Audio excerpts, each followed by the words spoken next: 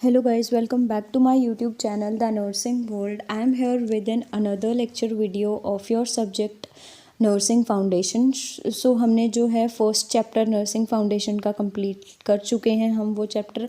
आज जो है हम चैप्टर 2 स्टार्ट करेंगे नर्सिंग फाउंडेशन में, एंड चैप्टर 2 का नाम है हमारे health care and delivery system. So आज ये टॉपिक हम जो है कवर अप करेंगे इसमें कि हेल्थ केयर डिलीवरी सिस्टम क्या होता है। अगर आपने अभी तक चैप्टर 1 की वीडियो नहीं देखी है प्लीज़ जाके चैनल पे देख लीजिएगा। प्लेलिस्ट मैंने बनाई हुई है वहाँ पे चैप्टर 1 की पूरी मे बी 9 लेक्चर्स हैं जिसमें हमने जो है चैप्टर 1 टोटली कंप्लीट कर दिया है। आज हम जो है हमारी फर्स्ट वीडियो लेक्चर है ये चैप्टर 2 की। चैप्टर 2 की हमारी फर्स्ट लेक्चर वीडियो है। इसमें अब हम पढ़ेंगे कि हेल्थ केयर डिलीवरी सिस्टम क्या होता है। Basically health care delivery system को हम कैसे डिफ़ाइन करते हैं कि ये एक टोटल कॉम्प्लेक्स इंस्टीट्यूट या फिर ऑर्गेनाइजेशन मान सकते हैं जो कि क्या है यूनिट्स से बना हुआ है। जैसे अब हम अगर एग्जांपल लें हॉस्पिटल की, हॉस्पिटल में क्या होता है डिफरेंट वार्ड्स होते हैं, यूनिट्स होते हैं जो क्या कंप्राइज करती है हॉस्पिटल को, या फिर क्या कह सकते हैं हम हेल्थ केयर डिलीवरी ऑर्गेनाइजेशन भी इसे हम कह सकते हैं या फिर इंस्टीट्यूशन भी कह सकते हैं। इसमें बेसिकली काम क्या होता है हेल्थ केयर डिलीवरी सिस्टम के अंडर जो ये ऑर्गेनाइजेशन इंस्टीट्यूशन आते हैं इनका क्या काम होता है कि ये हेल्थ प्रमोट करें। और क्या है एक जो पर्सन अगर आया है पेशेंट किसी भी डिजीज़ से सफ़र कर रहा है उसकी क्या है वो प्रॉपरली पहले उसको डायग्नोस करें, फिर उसे ट्रीटमेंट दें ताकि वो सही हो सके। अब हम जो है हेल्थ प्रमोशन इसमें डेफिनेशंस पहले कवर अप कर लेते हैं। फर्स्ट हमारी डेफिनेशन आती है वो आती है हेल्थ प्रमोशन की कि हेल्थ प्रमोशन क्या होता है। बेसिकली हेल्थ प्रमोशन क्या है, ये एक आर्ट और साइंस है जो कि क्या कर रही है पीपल्स मतलब जो इंडिविजुअल है जो पेशेंट आ रहे हैं उनको हेल्प करती है, जो कि एक ऑप्टिमल हेल्थ केयर प्रोसीजर होता है जो प्रोवाइड करके हम क्या है जो पेशेंट है उसको अच्छी हेल्थ प्रोवाइड ये हमारी डेफिनेशन है हेल्थ प्रमोशन की। अब अगर हम इसे सिंपल लैंग्वेज में बात करें तो क्या होता है हेल्थ प्रमोशन कि ये वो एक्सपीरियंसेस है या फिर वो प्रोसीजर्स हैं जिनकी वजह से जो भी एक इंडिविजुअल जिससे कि क्या है पेशेंट की हेल्थ इम्प्रूव हो सके।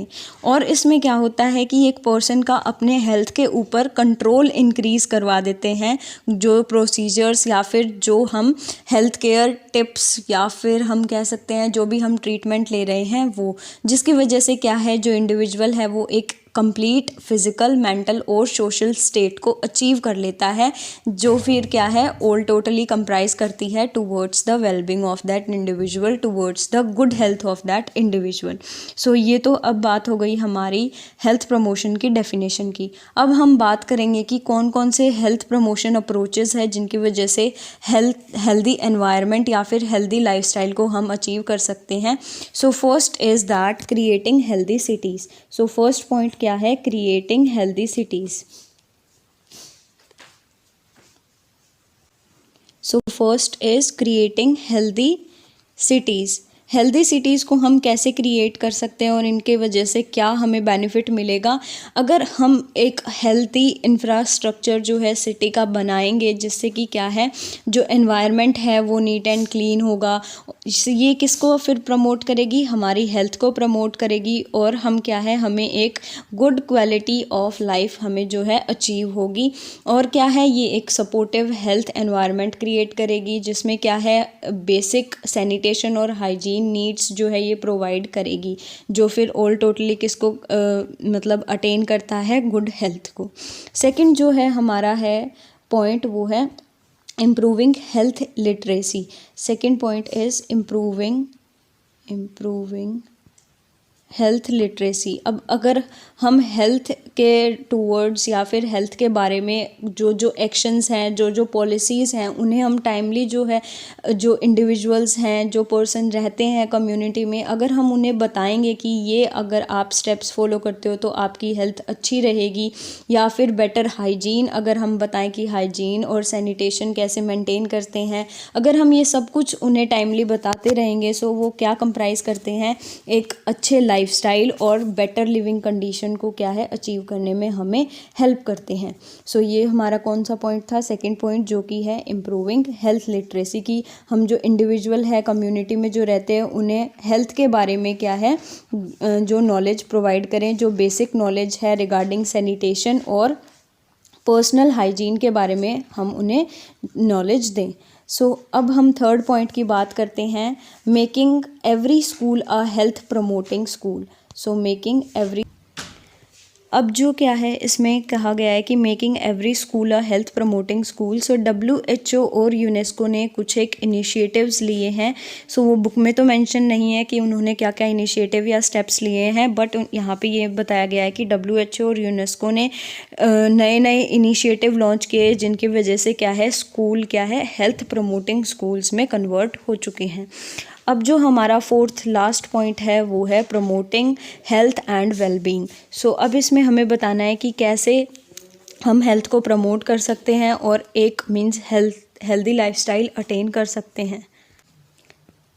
सो प्रमोटिंग हेल्थ एंड वेलबींग, अगर हम इसकी बात करें कि अगर हम हमारी हेल्थ को क्या है प्रमोट करते हैं और वेलबींग जो है अटेन कर लेते हैं या फिर गुड हेल्थ अटेन कर लेते हैं, उससे हमें क्या बेनिफिट मिलेगा। सो उससे हमारा जो है कॉन्फिडेंस प्रमोट होता है, कॉन्फिडेंस इंक्रीज़ होता है अगर एक अच्छी हेल्थ है किसी के पास। और क्या होता है हमारी इंडिपेंडेंट थिंकिंग बन जाती है, और अगर हम अच्छा फील करते हैं, हमारी हेल्थ अच्छी है, सो उससे क्या है हम एक पॉजिटिव एटीट्यूड में रहते हैं।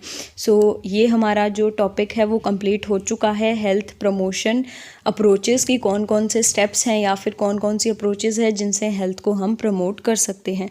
अब अगर हम बात करें नेक्स्ट टॉपिक की, so next topic is level of disease prevention.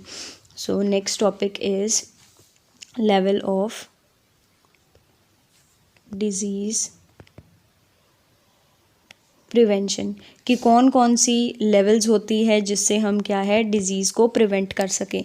So अब अगर हम बेसिक बात करें कि प्रिवेंशन क्या होते हैं, so prevention are the steps या फिर इनिशिएटिव्स या फिर plans that are taken before the onset of disease.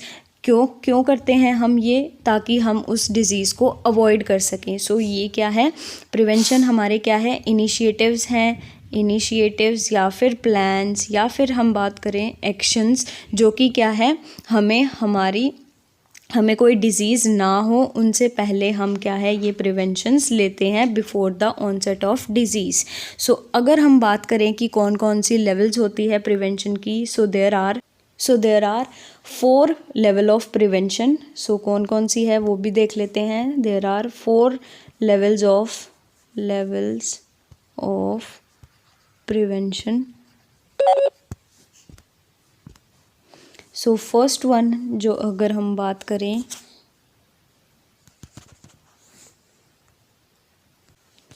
So first one is primordial prevention. Second one is primary prevention, third one is secondary prevention and last one is our tertiary prevention. So अब एक एक करके इनके बारे में बात कर लेते हैं कि इनके अंदर हम क्या क्या स्टेप्स लेते हैं जिनकी वजह से क्या है हमें डिज़ीज़ ना हो। So talking about first one that is primordial. So primordial prevention में क्या होता है कि हम प्राइमोर्डियल प्रिवेंशन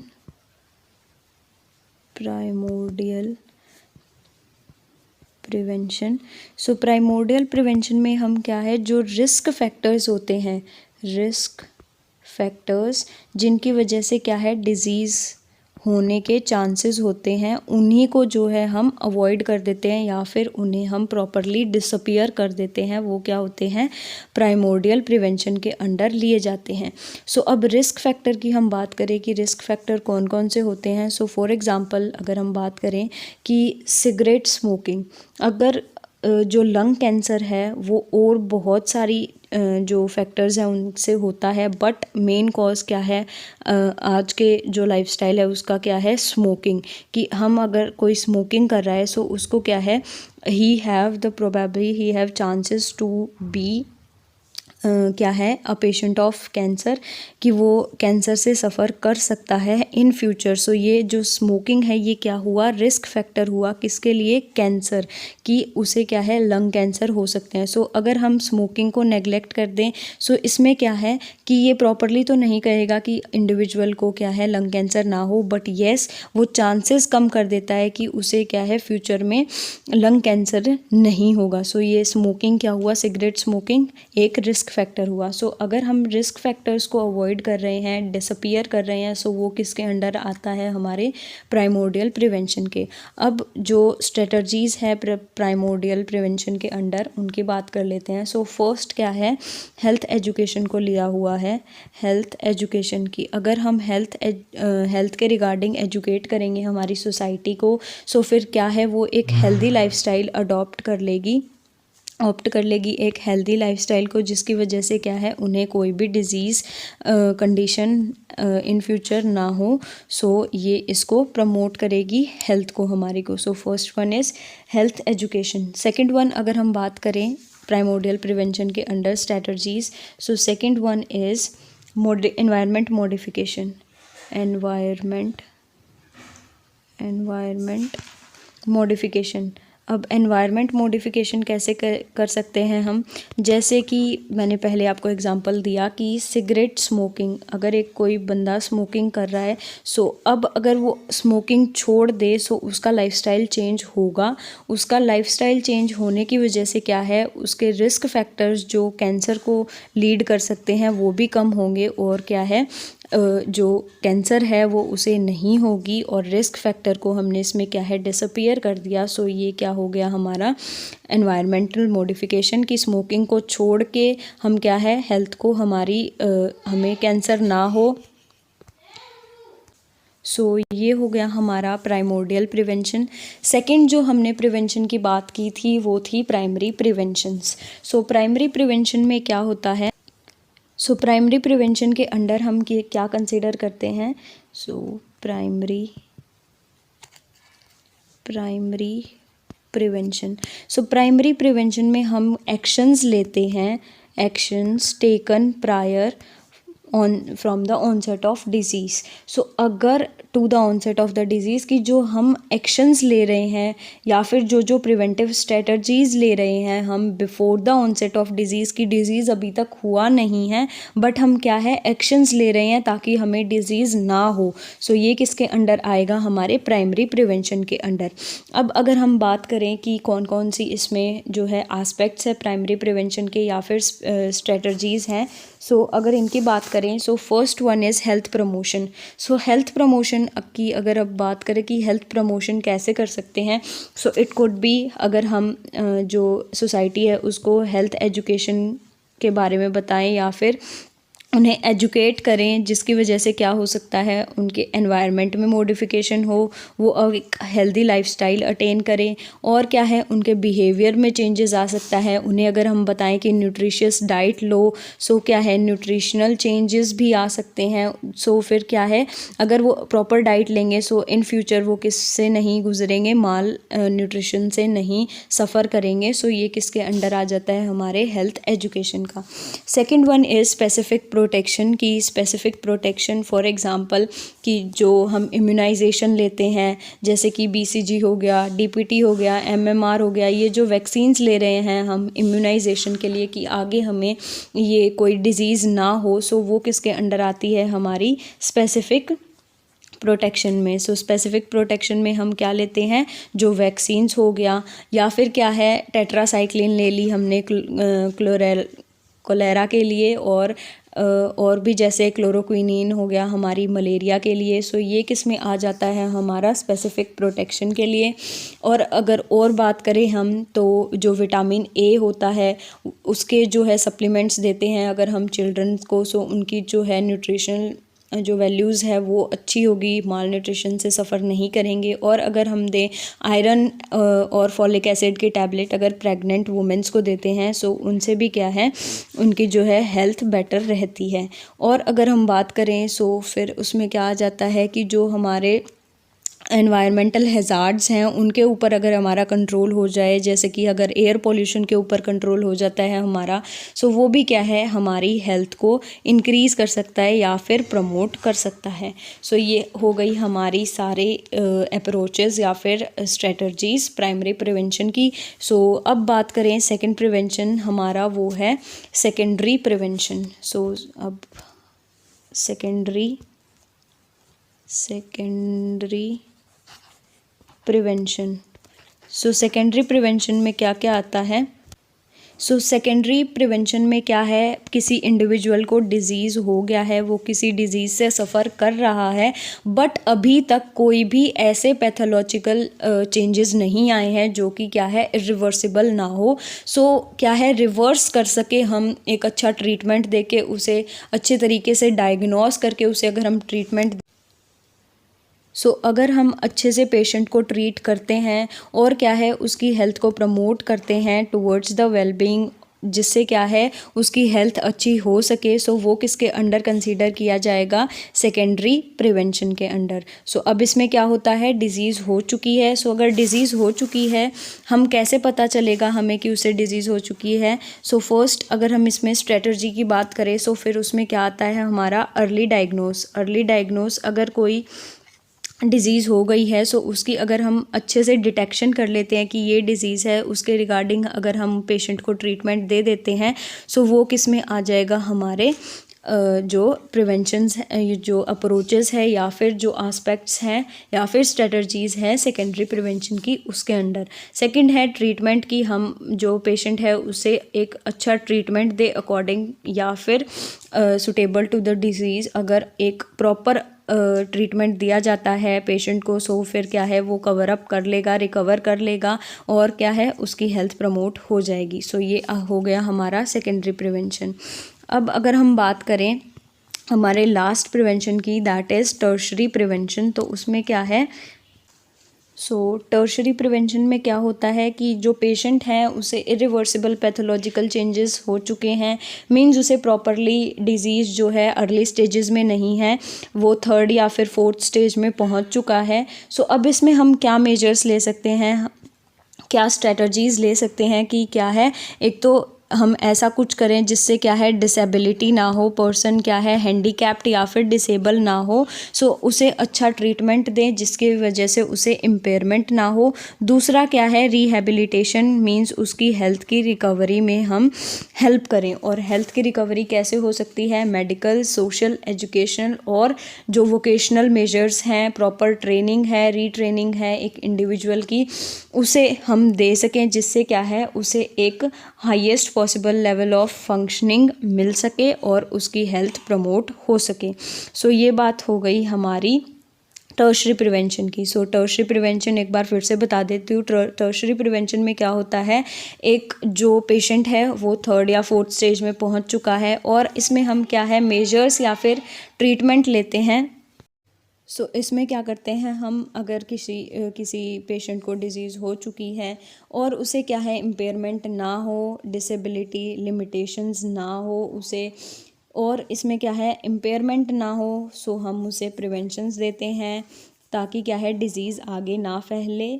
और फिर क्या है हम लास्ट स्टेप होता है हमारा रिहैबिलिटेशन या फिर रिकवरी की, पेशेंट को एक proper environment, suitable environment provide करें, सूटेबल ट्रीटमेंट जो है उसे दें जिसकी वजह से क्या है वो अपनी हेल्थ को रिकवर वापस से कर सके। ये तो था हमारा टर्शरी प्रिवेंशन। इसी के साथ हमने हमारा जो है level of prevention of disease जो टॉपिक था वो कंप्लीट कर लिया है। अगली वीडियो में हम जो है हमारी हेल्थ केयर एजेंसीज़ या फिर हॉस्पिटल्स, टाइप ऑफ हॉस्पिटल्स, वो सब अगले वीडियो में कवर अप करेंगे।